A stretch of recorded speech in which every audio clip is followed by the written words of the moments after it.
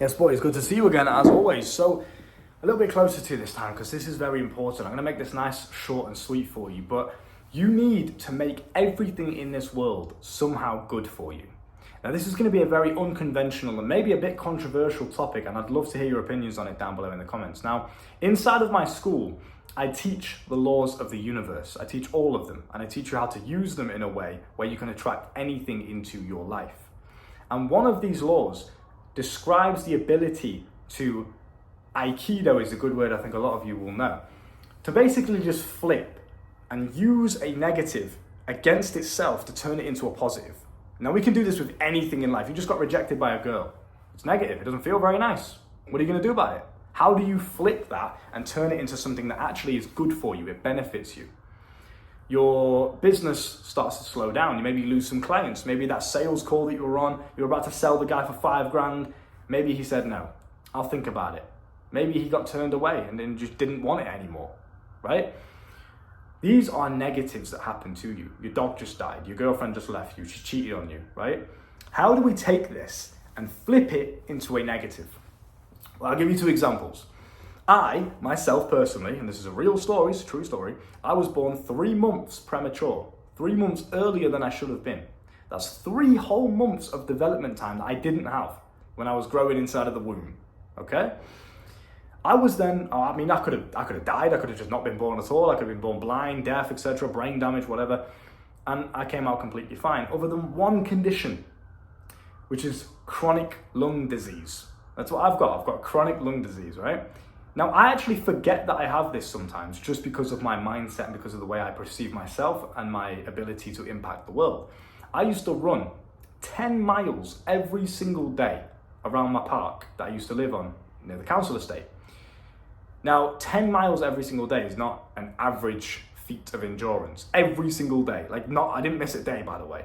This is not something like, every now and then I'd run 10. No, every single night around that park with my dog, I would run 10 miles a day. Do you think chronic lung disease came into my brain when I was running those 10 miles? Of course it didn't. I didn't even feed into that mindset. I almost delude myself and say, you know what? I've been told I have chronic lung disease because I was born, and that's what they said. Scientifically, I analyzed my body and say, yeah, okay, he's got chronic lung disease. But I didn't feed into that and let it affect me. I didn't feed into it and think, well, there's no point in me exercising. I'm not going to do any runs. I'm not going to attempt marathons. I'm not going to go to the gym. I'm not going to do any of this stuff because what's the point? I've got chronic lung disease. Feel sorry for myself and just eat Domino's pizza all day because other than me, I can't go to the gym because I've got chronic lung disease. What kind of pussy mindset is that, right? I never fed into that. Another thing that I have is OCD. Now, I haven't been diagnosed with this because I just don't care, but I can tell that I've got it. I'm very weird about things. Bro, I have to check the same thing. I'll be writing out a community post, for example, and I reread it about 15 times before I post it to make sure everything is as good as it needs to be. The way I organize my life as well is very organized. The way I hang my clothes up, the way I, set my colognes out in the bathroom, the way anything that I do is just always really meticulous and obsessively, compulsive, which is OCD. But I don't look at these things and use them as a way to victimize myself or use them as a negative thing. I look at them and think, this is something I can turn to my advantage. I can use this to get ahead of my competition. I can use chronic lung disease to motivate me to train harder than everyone else does because no one else has that extra hunger. Everyone else is just, I'm just going to go to the gym. I'll just run. I have chronic lung disease. I will prove to myself and to other people and to the doctors and to, just life in general that I'm strong and that I'm not going to allow that to hold me back. That's motivation, that's hunger, that's extra energy, fuel in the tank that maybe I wouldn't have had if I wasn't born with that, right? So there's 2 ways you can turn anything into your advantage. Number 1 is you need to reflect and think how you can turn it into a positive. So OCD, I use that OCD to make sure I never make a spelling mistake or a grammatically incorrect mistake when I'm writing out my community posts or when I'm teaching you guys things. I make sure that everything is as good as it can be. Now, I don't like to feed into the mindset of perfectionism. You have to be very careful that you balance these things out correctly and you're paying attention. You're not allowing these things to slip. But look at my community posts. When do I ever make a spelling mistake? When do I ever grammatically, mistake myself? in terms of the writing that I do on community posts, right? Because I'm able to analyze and use my OCD when I'm looking at the words that I've typed on the screen to make sure everything is easy to read, easy to digest in terms of the information you guys are getting, and it's grammatically correct. What me spitting too many facts, bro. Matrix attack. So same thing with the chronic lung disease. I'll get onto that in a second. I just take it as fuel. I've flipped it on its head. It's no longer a negative. I'm actually grateful for it. I'm glad that I've got it. I'm glad that I have these things. I don't want to get rid of them because I use them to get ahead of my competition. Some guys are sat here, fully grown men, just making spelling mistakes. It's like, you look like a child. What are you doing? You look like you're in year 7. And you don't know how to type properly.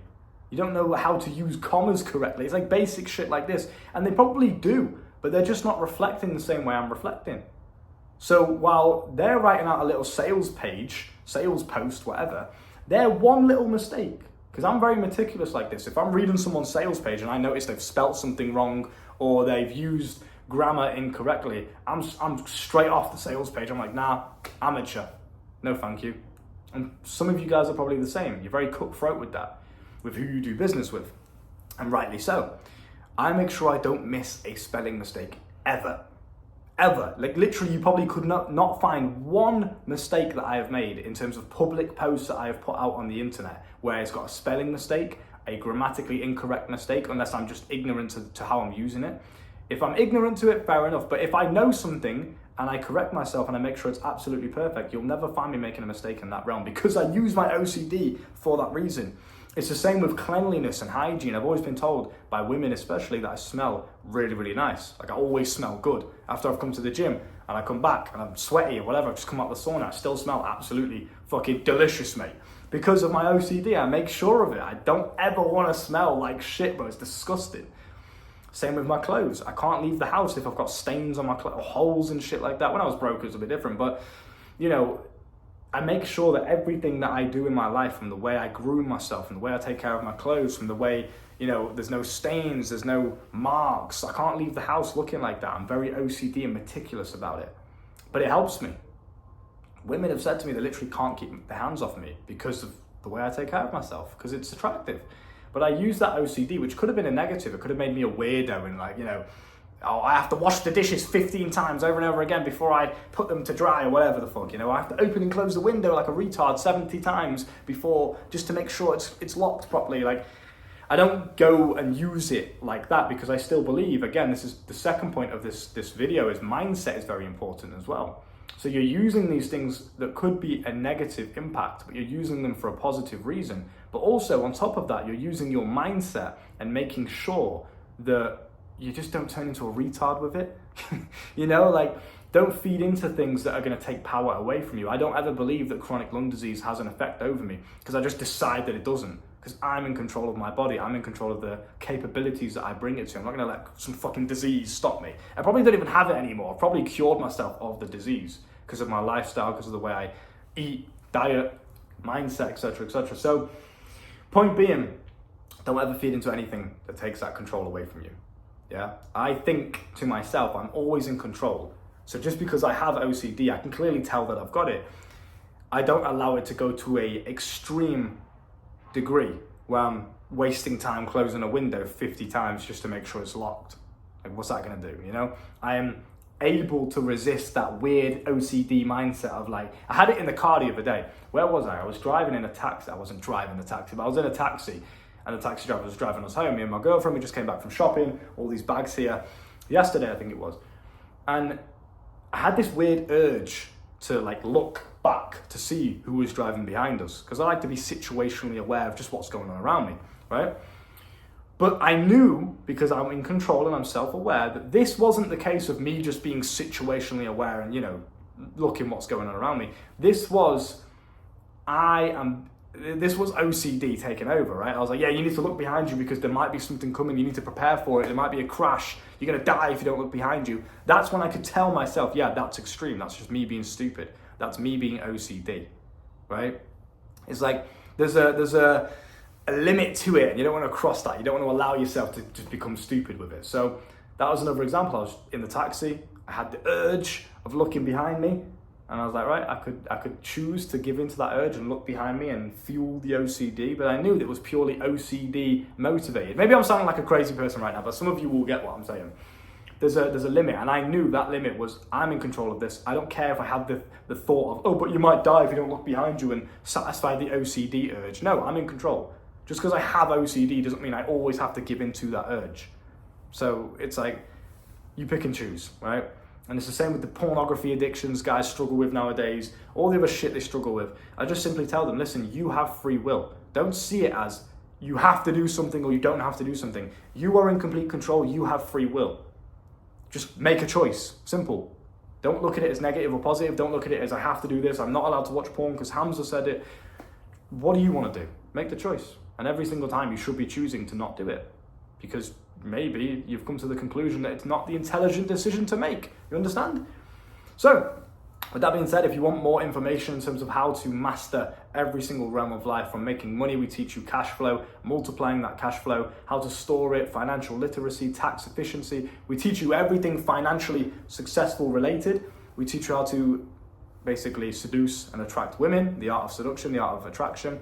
We teach you how to manipulate female psychology in a good way, of course, to get them to endlessly fall in love with you. We teach them how to never be able to keep their hands off you ever again. All of these things that I've mentioned briefly in this video, we teach you inside of my school. The laws of the universe, we teach spirituality, we teach you how to connect using your brain and body to the universe. We teach you how to manifest, how to visualize. It's all in there. I used to think when I was younger, how amazing would it be? Because I knew about the whole school scam. It was bullshit. I dropped out of school in year 9. I dropped out of college as well because I was like, fuck this. It's all bullshit. None of it matters. Like, it's all just school is a business. And I knew that from a very young age. So I thought to myself, how amazing would it be if there was a school that taught men and just people in general? My school isn't just limited to men. You can be a woman and join as well. How amazing would it be if it taught emotional intelligence? You know, how to control your emotions, how to think positively, how to file your taxes. What even are taxes? What are they for? What is money? What's money for? What even actually is money? What's the definition of money? How do I make money? How do I convince people to give me their hard-earned money in exchange for my services or products? How amazing would a school be if it taught you how to understand women rather than hate them like an incel? And I thought, you know what? That's an amazing idea. I've never seen anyone do that before. I'm going to teach it. So my school doesn't just teach you how to make money or how to get women. I'm not a dating coach. I'm not a financial teacher. I'm just a young man that has achieved everything he's ever wanted in life, and I still have many more years to go. I'm only 22. I've literally just started. It is the beginning of my life, and I've already achieved everything I could ever want. Realistically, I could just get off, go casino, fucking live my life and just enjoy life. I don't have to do anything ever again, really, if I wanted to. But I still push, I still aim for the next level, because why not? I'm alive, I may as well fulfill my ultimate potential. So that's what I teach you how to do. I teach you how to become the ultimate man in every single realm of life, from women to making money to mindset and everything in between. You can find that in the link down below in the bio. With that being said, it's been an absolute pleasure. As always, thank you very much for your time. Let's crack on. I'm going to go to the gym, and it's going to be a very good day. So I'll see you soon. Hopefully, I'll see you inside of my school. I look forward to welcoming you inside.